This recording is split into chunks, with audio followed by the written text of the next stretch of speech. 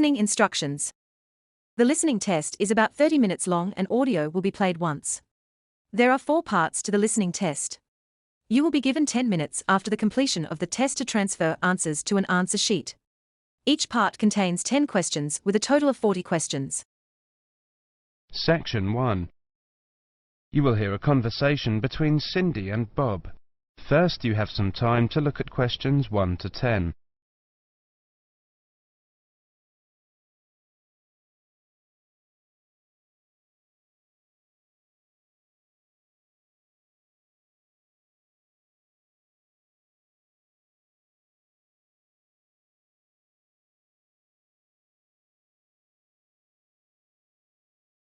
Now listen carefully and answer questions 1 to 10. So, Bob, how many people have said that they're coming on the company picnic? Well, Cindy, we've got 35 definites and another 10 probable. Shall we say 50? I think so. And we've fixed the date for... The 26th, the last Sunday in August. Great. I hope the weather's good. Should be. Now, we have to decide where to order the food from and what kind of things we want. Right. What's our budget? We've decided to go for £10 a head for food and £5 a head for drinks. OK, I got some pamphlets from caterers. What do you think? The most important thing is to make sure that there's a variety of food. We don't want people complaining that they don't like anything. We also don't want food that could deteriorate in the sun. Ice cream, that kind of thing. You've seen these pamphlets. What do you think? Well, I thought Paris Kitchen looked good. The price almost exactly meets our budget, and they seem to have a good variety. I don't know. A friend of mine used them for her company and wasn't impressed. Really? What exactly didn't she like? Well, the food. She said the food was good, but not quite the variety they'd expected. The drinks included some wine, which was apparently not very good. Oh, well, perhaps we need to consider this one, company caterers. Looks a bit pricey. Mind you, I've heard that they are very good. Let me check the price. Yes, £12 a head for food. That's more than our budget. Do you think we could get a discount? Let's see if it says anything in the pamphlet. Yes, they do offer a discount for groups of more than 30. 10%. Does that help us? 10% off £12. It's still more than we budgeted for. Hey, look at this one. Celebrations. It's a new company. I asked a few people about them, but no one has any ideas. Well, let's see. £9 a head for food and £5 a head for drinks. That's fine. What kind of food do they have?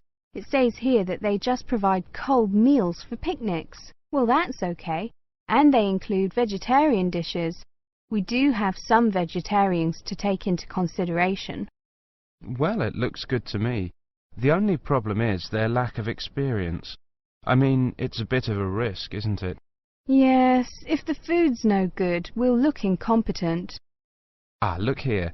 It says that we can visit their premises and try some of the dishes they offer. You mean we might get a free lunch? Shall we call them and arrange to go and see them? OK, which day? How about tomorrow? No, we've got that meeting. The day after tomorrow, Thursday. Good. Time? 11? Good. Right. What's their phone number? 28653479. We also need to ask them whether they can deliver straight to the picnic site, don't we? Yes. I don't think that'll be a problem, though. I mean, it's on the outskirts of the city, but it's not too far away. Does the price include delivery?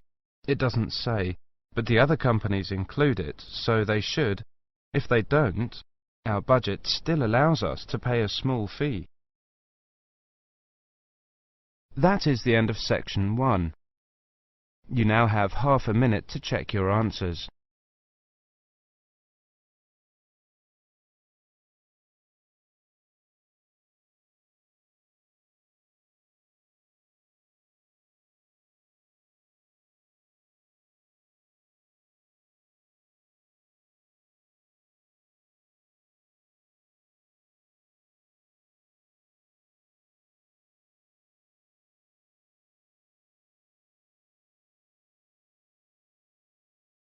Now turn to Section 2.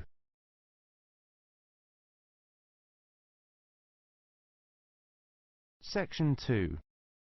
You will hear a presentation on advice on legal matters. First, you have some time to look at questions 11 to 20.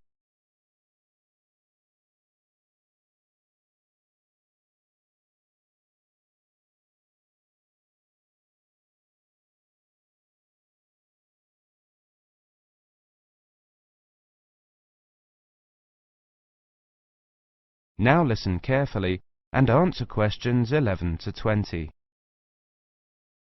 Good afternoon, everybody. My name is Sally Miller, and I'm here to offer you some advice on legal matters whilst you are studying at this university. Happily, most international students complete their courses without running into any serious legal problems. But if you do find yourself involved in a legal dispute of any kind, ask for help. There are two options. First, contact the students' union or welfare officer.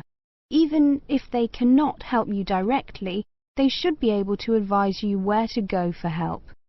The second possibility is to contact the Citizens Advice Bureau in your area. You can find them in the local telephone directory. They will be able to recommend a solicitor if you need one, and tell you if there is a local law centre providing free legal advice. They will also be able to tell you whether you can claim legal aid to help pay for any court and legal fees. Let me give you some basic information about the police. The police have the power to stop and search anyone who appears to be behaving in a suspicious manner. If you are arrested for any reason, even if you know it to be a wrong reason, remember a few very important things. 1. Don't be aggressive. 2. Do not try to bribe the police officer. 3. If you are arrested by plainclothes police officers, ask to see some form of identification. 4. Give your true name and address if the officer asks you to. Lying to the police is a criminal offence. 5. Do not sign any statement until you have received advice from a solicitor. There is always a solicitor on duty at every police station. 6. You will be entitled to make one telephone call. If you use this call to telephone a friend, urge your friend to contact someone from your university or from the Students' Union and get advice about what you should do next. If you find yourself in trouble with the police, it is very important to get professional advice.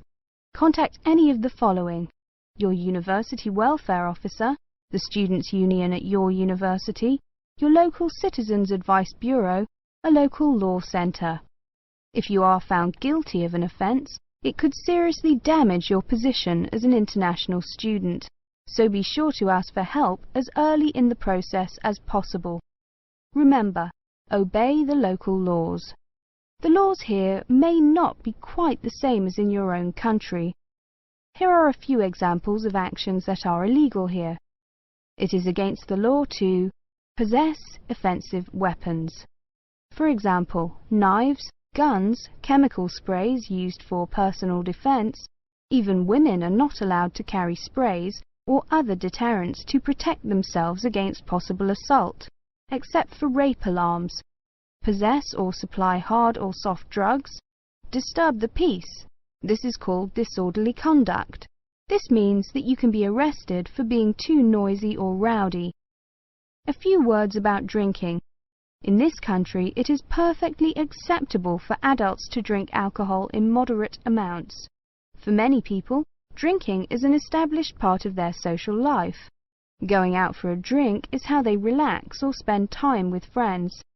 If you go to a party or visit people at home in the evening, your host will probably offer you a drink. Often a lot of university social life can revolve around drinking, especially for undergraduates. Do not be surprised if people arrange to meet in a bar, or if events are held in a pub. But you are not obliged to drink alcohol if you do not want to, even if you are in a pub or at a party where everyone else is drinking. You can always ask for a non-alcoholic drink instead. And If you feel uncomfortable going to places that serve alcohol, explain this to your friends. There are lots of other places where you can meet. If you do choose to drink, remember that you should never drive a motor vehicle after drinking alcohol. It is dangerous, and the police can impose serious penalties on you. Also, remember that being drunk in public is not acceptable either, and the police can arrest you for it. Drugs and alcohol can cause serious problems. Let me repeat that in this country it is illegal to use drugs, except under medical supervision. But if you do use illegal drugs and you develop a problem, there are organisations you can contact. Contact your students' union or your student counsellor. Anyone over 18 years old can legally buy and consume alcoholic drinks in this country. But if you think you might be drinking too much, get help and advice from your student counsellor or your doctor. Again, there are special organisations that can help you with drug and alcohol problems. Contact them. That is the end of section 2. You now have half a minute to check your answers.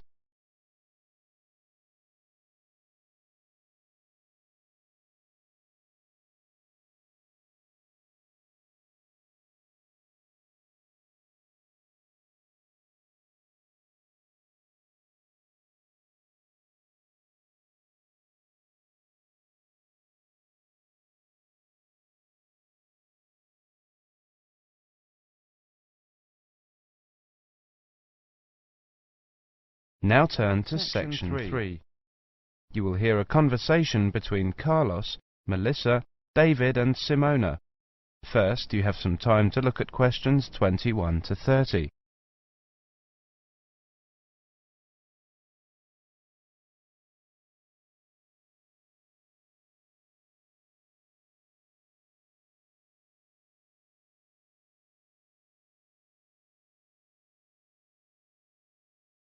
Now listen carefully and answer questions 21 to 30. Okay, everyone. Let's look at what presentation tips we come up with for our next seminar, Melissa. Okay, here's my first tip. Show up early. Some experienced presenters say that something good is bound to happen. I'm not sure about that, but... Well, you may have a chance to head off some technical problem. Also, at the beginning, before you actually begin your presentation, people filter in slowly. It's a great time to introduce yourself. Can't argue with that. Simona has some ideas about opening. Have a strong opening. I picked up a few ideas for structuring your opening. First, never apologise. If you're worried the presentation won't go well, keep it to yourself and give it your best shot. Besides, people are usually too preoccupied with their own problems to notice yours. I like that. Open by addressing the following 3 questions. What's the problem? Who cares? What's your solution? Excellent suggestion. David, you've gone quiet. Well, my next suggestion is PGP. That means that with every subtopic, you should move from the particular to the general and back to the particular. Even though the purpose of a subtopic is to convey the general information, bracing it with particulars is a good way to draw attention and promote retention. I've got another one. This might not be a tip so much as a law. Give everyone at least one piece of paper. A piece of paper is a record from your presentation. People can use that to help recall the details of the presentation, or better yet, to tell others about it. The next tip I have is know your audience. This is, of course, a general piece of advice for public speaking. See if you can find out what styles of information a presentation they are most familiar and comfortable with. Adapting your presentation to those styles will leave fewer barriers to the direct communication of your material. I like that idea. We mentioned possible technical problems before. My next point is that maybe speakers should rethink the overhead projector. Is one really necessary? I think that often is, but I agree with your basic point, Simona. don't use one just because it's there. Maybe a good tip is to consider carefully what you're putting on your slides. Yes, David, that's a very good point to make. Slide content is, well, you don't want too much, too little. Carlos? Good point, both of you. Another point I have is to respect the audience. Don't condescend by dumbing down your lecture. Show them respect by saying what you believe and what you know to be the whole story. I also have a point about humour. I think that humour is generally good, but be careful with it. Humour in a presentation works best when it actually drives the presentation forward. If you find you're using canned jokes that don't depend on the context of the presentation, eliminate them. David? Maybe, Melissa, but always be very careful about jokes that put down a class of people. If you're going to alienate your audience, do it on the merits of your content. Also, avoid masculine or even feminine pronouns as universals. It can be a nuisance to half the audience. As universals, use the plural they. The Oxford English Dictionary has allowed they as a gender-neutral singular pronoun for years. Thanks, Simona. Thinking towards the end, take care with the questions. Many people judge the quality of your talk not by the 20 minutes of presentation, but on the 30 seconds you spend answering the question. Be sure to allow long pauses for questions. 10 seconds may seem like a long pause when you're at the front of the room, but it flows naturally from the audience's point of view. Let people know you believe your material. Speak with conviction. Believing your subject matter is one of the best ways to speak more effectively. Finish early, and something good is almost bound to happen. If nothing else happens, people will be able to leave early, and suddenly they'll have an extra couple of minutes to do things they didn't think they'd get to. People will really like you if you do that. I think we have missed the key point. Practice. Practice over and over and over. If you can, record your presentation. Play it back and watch yourself. You'll discover 1,000 horrible things you never knew about yourself. Now watch it again without the sound. Why are your hands flying around like that? Now listen to it with the picture. Get rid of those ums. Now watch it at twice the normal speed. This emphasizes low-frequency cycles in your gestures. David, those were excellent points. I have one more, something quite simple, but often overlooked. I read that the two most dehydrating things you can do in a modern civilization are live presentations and air travel. I don't know if it's really true, but the message is that the way to stay sharp is to drink lots of water. Take care of your body, especially your voice. If possible, avoid alcohol too. So, we've got to organise these points now. That is the end of section 3. You now have half a minute to check your answers.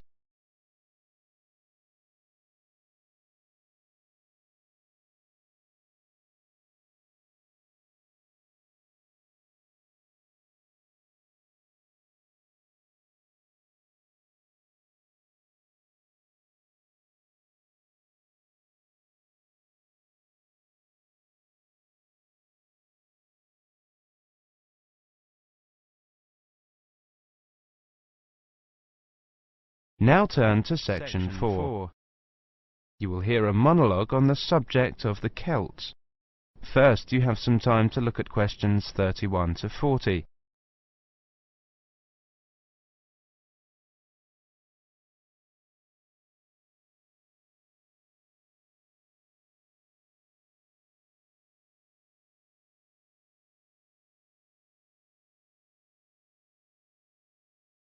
Now listen carefully and answer questions 31 to 40. Welcome to this introductory lecture on the Celts. Who were the Celts? The Celts were an Indo-European group, that is, related linguistically to the Greeks, the Germanic peoples. certain Italic groups and peoples of the Indian subcontinent. They arose in Central Europe at the beginning of the first millennium BC, and were an iron-using and horse-rearing peoples. By the end of the first millennium BC, their cultural group had spread up and down the Danube and Rhine, taking in Gaul, Ireland and Britain, across Central Europe into northern Italy and northern Spain. Their roaming across Europe led some of the Celtic tribes to sack Rome in 390 BC, creating a fear of the northern barbarians that was to haunt Romans for hundreds of years to come. The Celts are defined archaeologically by the type sites of Hallstatt and Latene, the former being taken to relate to an earlier phase of cultural development. Hallstatt, an ancient salt mining area, was excavated from 1876 onwards by the Viennese Academy of Sciences, and provided the first classification of the prehistoric Celts. In 1858, the waters of Lake Neuchâtel in Switzerland sunk to a low level, revealing a large prehistoric settlement with a huge number of surviving artifacts. The nearby town of Latene gave its name to the second phase of Celtic cultural development. However, please note that these phases overlap through time and are defined according to geographical area. Let's look at each of these, taking the Hallstatt first. Hallstatt culture is characterized in 4 stages. A and B were during the Late Bronze Age, from about 1200 to 700 BC. C was in the Early Iron Age, from about 700 to 600 BC. D was from about 600 to 475 BC. The Hallstatt culture spanned Central Europe, with its centre in the area around Hallstatt in central Austria. There were 2 distinct cultural zones, the eastern and the western. At the start of the period, long-distance trade was already well established in copper and tin, the basic requirements for manufacture of bronze. From about 700 BC, trade in iron also became established. The Hallstatt area also already controlled the trade in salt, crucial when there were few other means to preserve food. Control of these 2 crucial trade goods, iron and salt, provided the basis for the accumulation of wealth and influence. From 800 BC, some burials of rich people can be identified in Central Europe, with grave goods such as wheeled wagons and iron swords. Hallstatt C saw the construction of fortified hilltop settlements to the north of the Alps. These had burial mounds holding very high-quality goods, such as vehicles and expensive imported treasures. By the time of the Hallstatt D period, these increasingly extravagant burial mounds were clustered around a few major hill forts to the southwest of the region. This suggests a development and a concentration of wealth and social power, possibly based on the development of Massilia, present-day Marseille, as a Greek trading port. The expansion of luxury trade brought greater opportunities for profit and helped to create an increasingly stratified society, with the development of a wealthy nobility. Over the period from 1846 to 1863, 1,000 graves were found at Hallstatt, with an astonishing range of artifacts, including clothing and salt mining equipment, as well as weapons, jewellery, pottery, and imported bronze vessels in the chieftains' graves. The Latene era was the time of Celtic expansion and migration, and the time of formation of the myths. The Latene culture is named after the site in Switzerland where it was first discovered. The Latene people were those known to the Romans as Gauls, originally found in an area from eastern France to Bohemia. The Latene culture spread rapidly from about 400 BC. The Latene Celts settled in Spain in 450 BC, in northern Italy in 400 BC, invaded Rome in 390 BC, invaded Greece in 279 BC, invaded Galatia in modern Turkey in 270 BC. By 200 BC, they occupied the lands that are now Britain, the Netherlands, Brittany, Belgium, Germany and Switzerland.